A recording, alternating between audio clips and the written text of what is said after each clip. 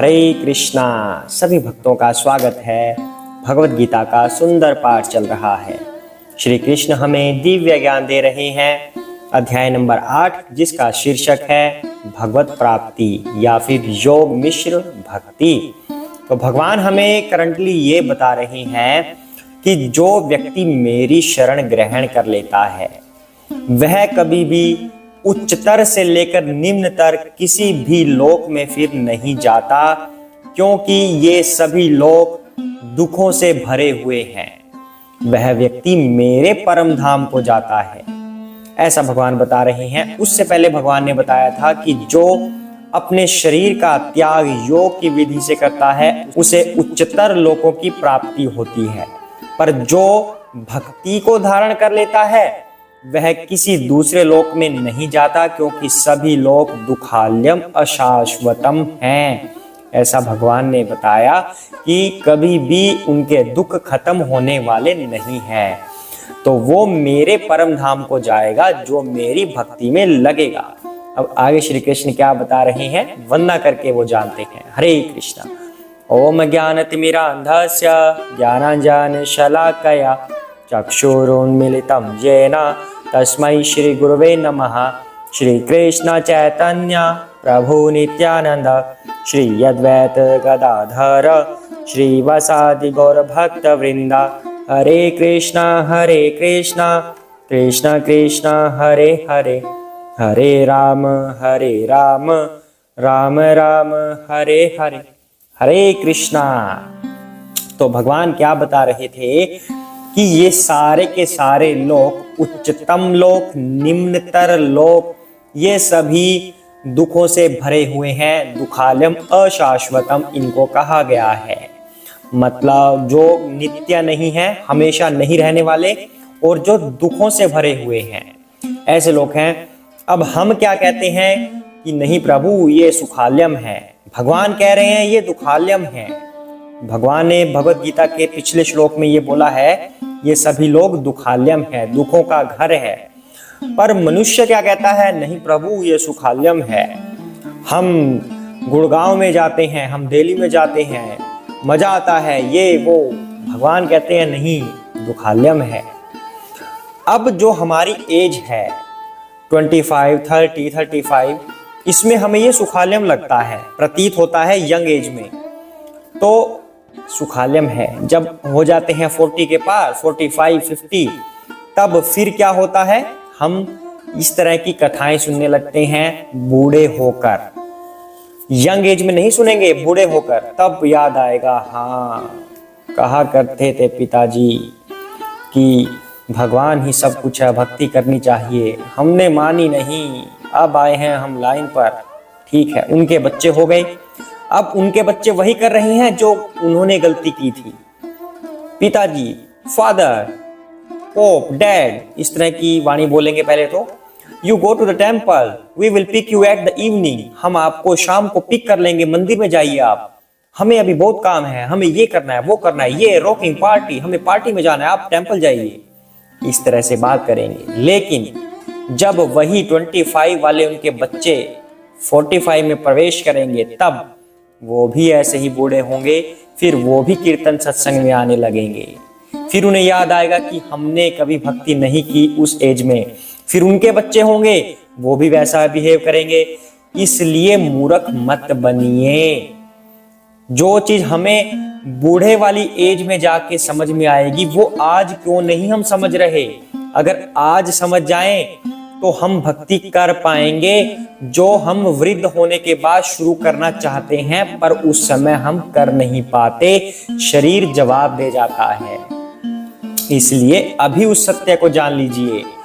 क्यों वृद्ध अवस्था तक इंतजार कर रहे हैं, अभी उस सत्य को जानिए और भक्ति में लग जाइए। श्री कृष्ण बड़ा बल दे रहे हैं इस बात पर कि जो मेरे शरणागत हो जाते हैं वह किसी भी लोक में नहीं जाते, मेरे लोक में आते हैं।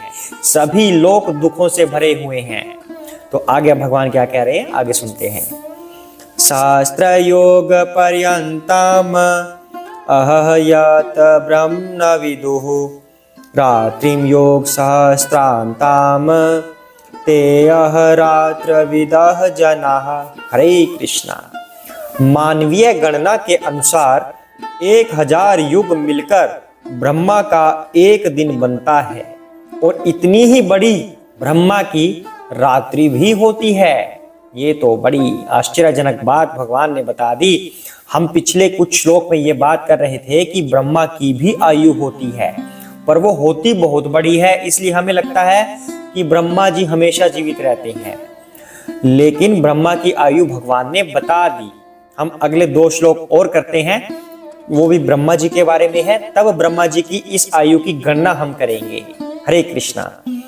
अव्यक्तात् व्यक्तयः सर्वः प्रभवन्ति यः आगमे रात्रियाग्मे प्रलीयन्ते तत्रैव्यक्त संज्ञके।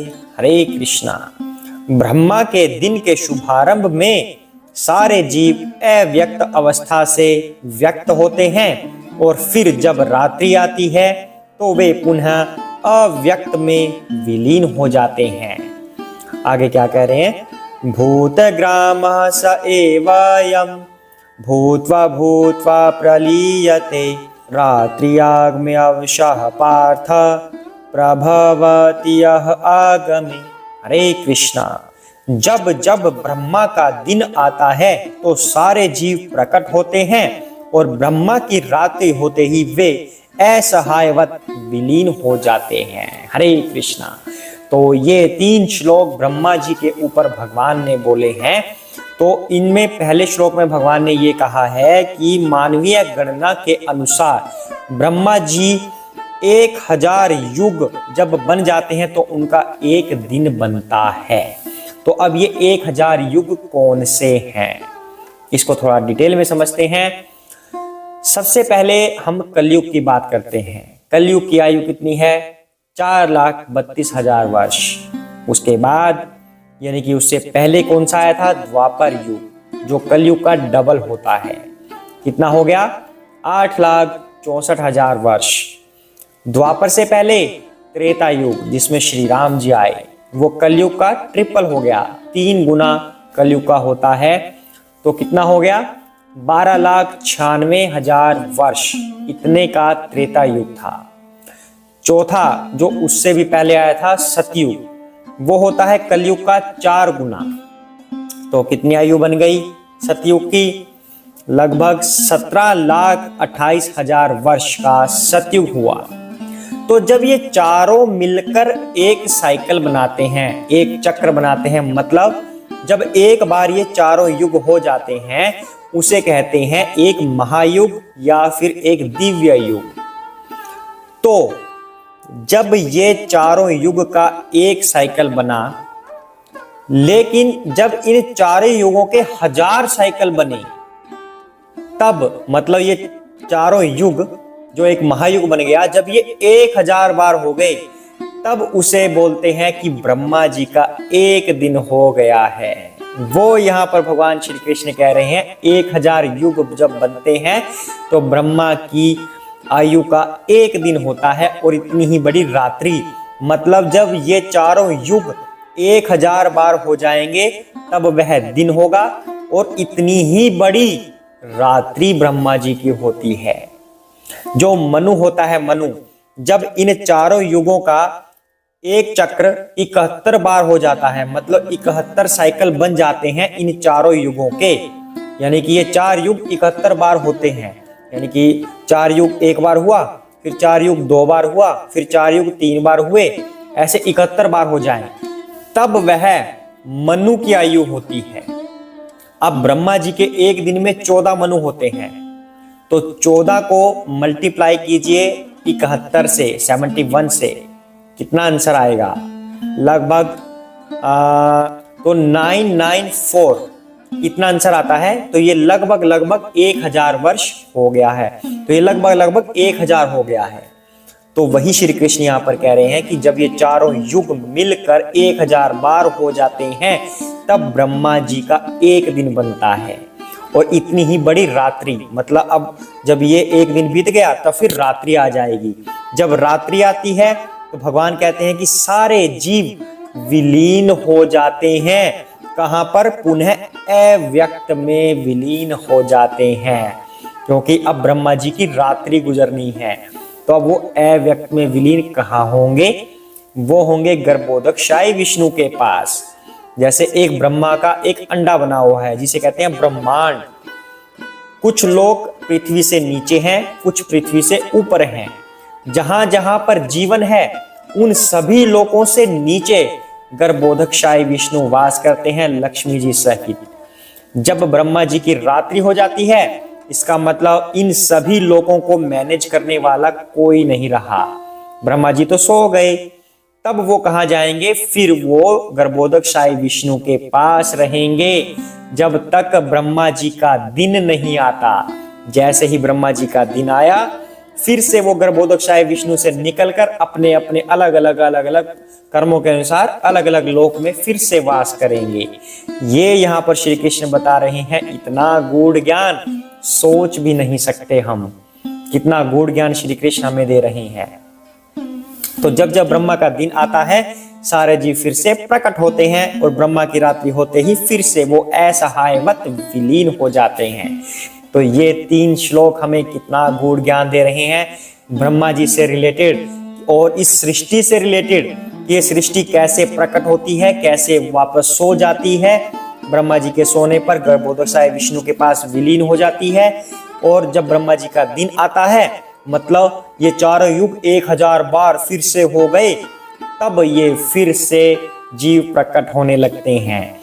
तो आज हम इन 3 श्लोक पर मंथन करते हैं और कृष्ण का नाम लेते हैं। हमें अगर इतना दिमाग नहीं लग रहा तो हमें मोटा मोटा ये समझना चाहिए कि हमें भगवान श्री कृष्ण की शरण ग्रहण करनी चाहिए, उनकी भक्ति में लीन हो जाना चाहिए। हम इन सभी चक्रों से बच पाएंगे कि कभी ब्रह्मा जी की रात्रि हुई, कभी दिन हुए, कभी उस लोक में गए, कभी उस लोक में गए। हम तो परम धाम चले जाएंगे, इन चक्रों से बच जाएंगे। इसलिए भक्ति में लग जाइए आज से ही। जय श्री कृष्ण चैतन्य प्रभु नित्यानंदा श्री अद्वैत गदाधर श्री वसादि गौर भक्त वृंदा। हरे कृष्ण कृष्ण कृष्ण हरे हरे, हरे राम राम राम हरे हरे, हरे कृष्ण।